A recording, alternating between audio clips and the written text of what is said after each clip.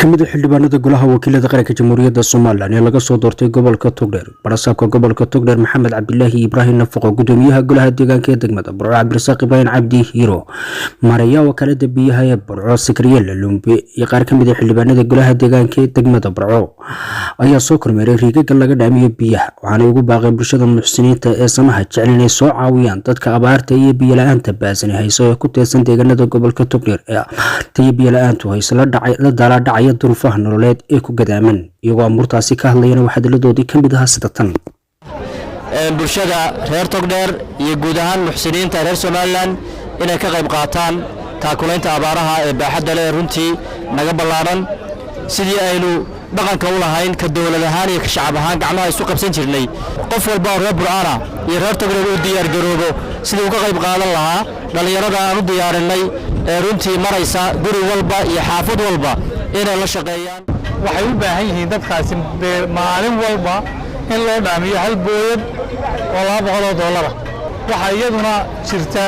in maalin walba ay ka baxaan in ka badan 900 oo booyadood magaalada Burco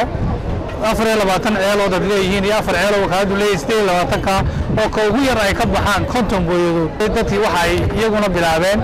in biyihii badnaa ee loo shubayay ee weelka kala duwan isaga gudbay caruurtii shuban ku keenaa halkaana xaalad caafimaad darro ka timi waxyaabaha loo baahan yahay waxa weeye koow waa biyo laba waa cuntadii oo dadkii xoolaha laga iibsan adduunka ma haysta marka waxay u baahan yihiin cunno iyaguna taasa biyihiiba meelaha qaar kaga daran waxa iyaduna jirta xoolihii oo iyaguna dhimanaya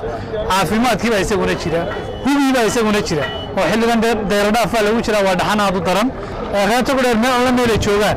waxaanu baaq ugu diraynaa in xaaladaasi ay tahay xaalad aad u xun baaqi u dambeysana uu yahay marka walaalayaal waxaan idinku baaqaynaa akoonadiina waa la soo wadaagay imika mar labaad baa lagu celinayaa guddiga abaaraha gobolka Togdheer in xaaladaasi ay xaaladii dhimashada ku sii dhowdahay 19 ceel oo public dawladdu leedahay afar kamid ah ayaa u xiran booyadaha in laga dhaamiyo waxay u socotaa hawshu si wanaagsan gurmadkana dawlad ahaan iyo shacabku way sabaabuleen waxaan ku sii dhiirigelinayaa in dadka isku naxaan oo isku naxariistaan oo la sabaabulo waxaan idinku baaqaynaa runtii insha Allah gurmadku waa ka hortagga weeyaan maaha ka dabataka insha Allah bidnilaahi makana meel fiican bay maraysaa muslimiinta meel kasta adduunka ka jooga muslimiinta oo baaqaynaa waa stage xulus baa la galay stage-ka la galay waa stage ay maaragtay dadkii iyo xooliba dhimanayaan imika ilaa gurmadka aan samaynay ee laga qayb qaatay wuxuu marayaa in dadka la badbaadiyo dhaamaanka iyo afka loo cabo laakiin xooliba ma ku jiro waxa leenahay cid kasta halkii ay joogtaan ka gurmato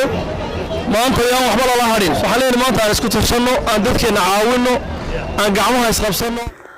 maaha markii koobaad iyo markii labaad toona ee baaqan oo kala ay diraan maamulka gobolka Togdheer iyo ka golaha deegaanka ee degmada Burco iyo xildhibaanada golaha wakiilada qaranka jamhuuriyadda Soomaaliland ilaa iyo hadda ma jiro gurmad ka filan oo soo gaadhay dadka deegaanada ku teedsan gobolka Togdheer waa Siciid Cali Cismaan xaalay telefishinka caalamiga gobol dhibo magaalada Burco ee xarunta gobolka Togdheer